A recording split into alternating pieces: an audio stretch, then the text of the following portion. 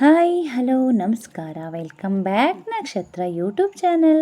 ಎಲ್ಲ ಹೇಗಿದ್ದೀರಾ? ನಾವು ಸೂಪರ್. ಹಾಗೆ ನಮ್ಮ ಹಿರಿಕರು ಮಾಡಿಕೊಡ್ತಿರೋ ಅಂತಹ ಒಂದು ಕಷಾಯದ ಬಗ್ಗೆ ವಿಡಿಯೋ ಮಾಡಿದ್ದೀನಿ, ದಯವಿಟ್ಟು ನೋಡಿ. ಹಾಗೆ ಈ ಕಷಾಯನ ನಮ್ಮ ಹಳ್ಳಿಗಳಲ್ಲಿ ಎಲ್ಲರ ಮನೆಯಲ್ಲೂ ಮಾಡಿ ವರ್ಷದಲ್ಲಿ 2 ಸಾರಿನಾದರೂ ಖಂಡಿತ ಕುಡಿತಾರೆ. ಇದು ತಿಂಗಳಲ್ಲಿ 1 ಸಾರಿ ಅಥವಾ 2 ಸಾರಿ ಕುಡಿಯೋದ್ರಿಂದ ಒಳ್ಳೆಯದು ಅಂತ ಹೇಳ್ತಾರೆ.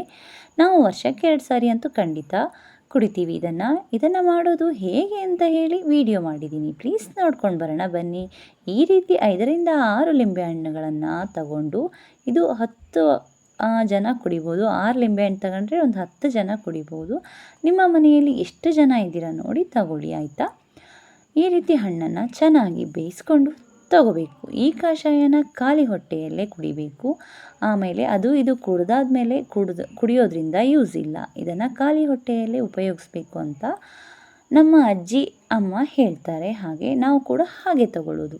ನೋಡಿ, ಈ ಲಿಂಬೆಹಣ್ಣಿನ ಬೀಜಗಳನ್ನು ಈ ರೀತಿ ತೆಗೆದು ಬೇರ್ಪಡಿಸ್ಕೋಬೇಕು. ಬೀಜಗಳನ್ನು ಹಾಕೋದ್ರಿಂದ ಕಷಾಯ ಕಹಿ ಬರುತ್ತೆ. ಬೀಜಗಳು ಹಾಕಿಲ್ಲ ಅಂದರೆ ಕಷಾಯ ಖಂಡಿತ ಕಹಿ ಬರಲ್ಲ.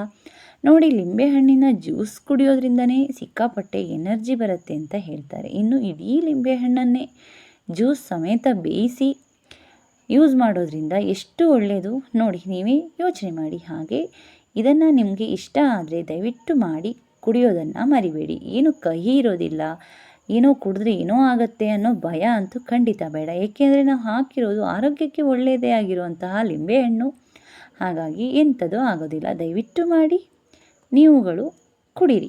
ಹಾಗೆ ಇದಕ್ಕೆ ಬೇಕಾಗಿರೋದು ಮೆಣಸಿನಕಾಳು ಒಂದು 5ರಿಂದ 6, ಹಾಗೆ ಒಂದು 4 ಏಲಕ್ಕಿ ಫ್ಲೇವರ್ಗೆ. ಇದನ್ನು ಮಿಕ್ಸಿ ಜಾರಿಗೆ ಹಾಕಿ ಬೇಯಿಸಿದ ಲಿಂಬೆಹಣ್ಣು, ಬೆಲ್ಲ, ಏಲಕ್ಕಿ ಹಾಗೆ ಮೆಣಸಿನಕಾಳು ಇದನ್ನೆಲ್ಲ ಹಾಕಿ ಚೆನ್ನಾಗಿ ಮಿಕ್ಸಿ ಮಾಡಿಕೊಂಡು ತರಬೇಕು. ಚೆನ್ನಾಗಿ ನುಣ್ಣಗೆ ರುಬ್ಬೋದ್ರಿಂದ ಅದು ಬಾಯಿಗೆ ಏನೂ ಸಿಗೋದಿಲ್ಲ. ಹಾಗೆ ಇದು ಚೆನ್ನಾಗಿ ನುಣ್ಣಗೆ ಆಗುವ ತನಕ ರುಬ್ಬಿದರೆ ಟೇಸ್ಟ್ ಕೂಡ ಬರುತ್ತೆ. ಹಾಗೆ ಮಿಕ್ಸಿಯಲ್ಲಿ ಈ ರೀತಿ ಬೆಲ್ಲ ಎಲ್ಲದನ್ನು ಒಟ್ಟಿಗೆ ಹಾಕಿ ನುಣ್ಣಗಾಗುವವರೆಗೂ ರುಬ್ಕೊಂಡು ಬರಬೇಕು. ಈ ರುಬ್ಬಿದ ಮಿಶ್ರಣವನ್ನು ಒಂದು ಪಾತ್ರೆಗೆ ಹಾಕಿ, ಮತ್ತು ಅದು ದಪ್ಪಗೇನು ಬೇಡ, ಅದು ಬೇಕಾದಷ್ಟು ತೆಳು ಕೂಡ ಮಾಡ್ಕೋಬೋದು. ನಿಮಗೆ ಕುಡಿಲಿಕ್ಕೆ ಆಗುವಷ್ಟು ತೆಳು ಮಾಡ್ಕೊಳ್ಳಿ. ಸ್ವಲ್ಪ ನೀರನ್ನು ಕೂಡ ಸೇರಿಸ್ಕೋಬೋದು, ಪರವಾಗಿಲ್ಲ. ನೀರನ್ನು ಹಾಕಿ ಚೆನ್ನಾಗಿ ಮಿಕ್ಸ್ ಮಾಡಿಕೊಂಡ್ರೆ ಆಯಿತು. ನೋಡಿ, ಈ ರೀತಿ ನುಣ್ಣಗೆ ಬರುವ ಹಾಗೆ ಮಿಕ್ಸ್ ಮಾಡ್ಕೋಬೇಕು.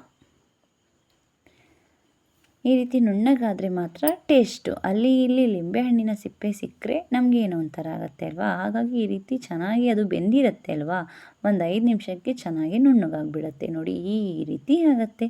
ಇದಕ್ಕೆ ಬೇಕಾದರೆ ನೀರನ್ನು ಹಾಕಿ, ಬೇಕಾದರೆ ದಪ್ಪಗೂ ಕೂಡ ಕುಡಿಬೋದು. ದಪ್ಪಗೆ ಇರೋದು ಕುಡಿಯೋಕ್ಕೆ ಅಷ್ಟು ಚೆನ್ನಾಗಿರಲ್ಲ. ನೀರು ಹಾಕಿ ಜ್ಯೂಸ್ ಥರ ಮಾಡೋದ್ರಿಂದ ಚೆನ್ನಾಗಿ ಅನಿಸುತ್ತೆ. ಏನು ಬೇರೆ ಏನೋ ಕುಡಿತಿದ್ದೀವಿ ಅಂತ ಅನಿಸೋದೇ ಇಲ್ಲ. ಲಿಂಬೆ ಹಣ್ಣಿನ ಜ್ಯೂಸ್ ಕುಡ್ದ ಹಾಗೆ ಅನಿಸುತ್ತೆ. ಅದರಲ್ಲೂ ಬೆಲ್ಲದ ಜ್ಯೂಸ್ ಕುಡ್ದಂಗೆ ಆಗುತ್ತೆ ಅಷ್ಟೇ. ಕಹಿ ಕೂಡ ಸ್ವಲ್ಪನೂ ಇರೋದಿಲ್ಲ. ಬೇಕಾದರೆ ಟ್ರೈ ಮಾಡಿ ನೋಡಿ. ನೋಡಿ, ಆ ಪಾತ್ರೆಯಿಂದ ಈ ಪಾತ್ರೆಗೆ, ಈ ಪಾತ್ರೆಯಿಂದ ಆ ಪಾತ್ರೆಗೆ ಹಾಕಿ ಚೆನ್ನಾಗಿ ಮಿಕ್ಸ್ ಮಾಡ್ಕೋಬೇಕು. ನೋಡಿ, ಈ ರೀತಿ ಮಿಕ್ಸ್ ಮಾಡಿಕೊಂಡ್ರೆ ಆಯಿತು, ಕಷಾಯ ರೆಡಿ. ಇಷ್ಟು ದಪ್ಪಗೆ ಬಂದರೆ ಸಾಕು. ಜಾಸ್ತಿ ತೆಳುನೂ ಬೇಡ, ಜಾಸ್ತಿ ದಪ್ಪಗೆ ಬೇಡ. ನೋಡಿ, ಪರ್ಫೆಕ್ಟಾಗಿ ರೆಡಿಯಾಗಿದೆ. ಇದನ್ನು ಒಂದು ಬೌಲ್ಗೆ ಹಾಕಿ ಕೊಟ್ಟರೆ ಆಯಿತು. ನೋಡಿ, ಈ ರೀತಿ ಹಾಕಿ ಇಷ್ಟು ತೆಳುಗೆ ಬಂದರೆ ಸಾಕು. ನೋಡಿ, ಅಲ್ಲಿ ಪೀಸ್ಗಳಿರುತ್ತೆ, ಏನಾಗೋದಿಲ್ಲ. ಬೇಡ ಅಂದರೆ ತೆಗಿಬೋದು, ಬೇಕು ಅಂದರೆ ಅದರಲ್ಲೇ ಇಟ್ಕೊಂಡು ಕುಡಿಬೋದು. ನೋಡಿ, ಕಷಾಯ ರೆಡಿ. ಹೇಗಿತ್ತು ಈ ವಿಡಿಯೋ ಅಂತ ಕಾಮೆಂಟ್ ಸೆಕ್ಷನಲ್ಲಿ ಹೇಳಿ. ದಯವಿಟ್ಟು ವಿಡಿಯೋ ಇಷ್ಟ ಆದರೆ ಒಂದು ಲೈಕ್ ಕೊಡಿ.